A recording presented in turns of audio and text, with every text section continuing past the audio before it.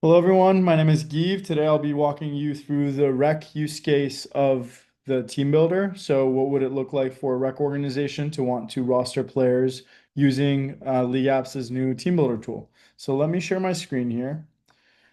So basically the way that we recommend using the team builder for the rec scenario is setting up your program, all the registration form fields that you care about, making sure that they're all formatted correctly.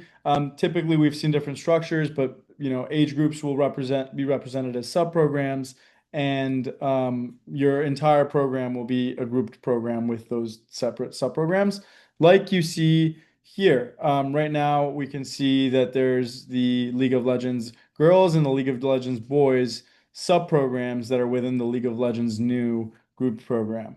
So these could represent your age groups, your divisions, whatever that may be. And then that's where you're going to be launching the team builder from. So if you click on the League of Legends girls and then go either to the team listing or the player listing section of the subprogram, you will see the launch team builder button, or you could launch it from directly within this menu. And so when you do that, you see the team builder tool. In the middle, you have your teams.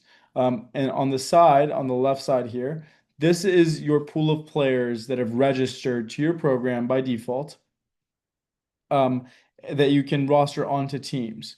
Um, so you do have this drop down here, but you don't need to worry about it for your organization. That's for the case that if you had a tryout and you wanted to bring in players to invite them to the organization, you could use that drop down to change the player pool. But by default, this is set to the players that have registered to your program that you want to roster. So these are free agents currently that are registered. And these are the teams that you have created, but obviously haven't rostered any players onto. You can control which teams you're viewing here by clicking this button over here and selecting all the teams that you want to view. And you can also use this button to hide teams that you'd like. I'm going to just show a few more teams. Now, let's talk about filtering and viewing information. So when you roster players, you want to presumably view form field data or any sort of information on the player cards, or use filter to narrow down the list to exactly the players that you want to see. Maybe it's by position, maybe it's by school district, maybe it's by friend request. So basically, the way that you would do that is clicking the filter panel. This opens up this left side over here, and then you have either filter players or view form fields. If you click on view form fields, you can select up to 5 form fields that you would like to view on the player cards. In this case, we only have 4, but you can select up to 5. And when you do that, you can see that on the player cards, you can actually see those players' form field information if they've filled it out. If it's empty, then like this player, you won't see anything. But basically, this is very powerful because you can select the information that you'd like to see when rostering players directly on the players that you're rostering.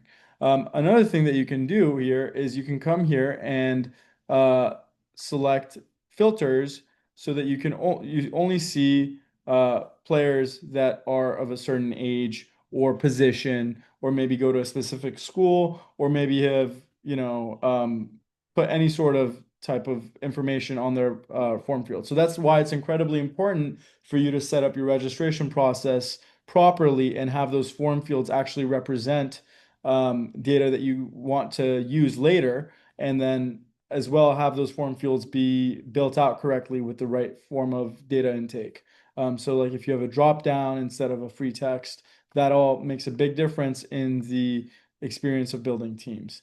So I'm going to clear selection here. Moving player, let's look at a few data points here. Let's maybe look at position.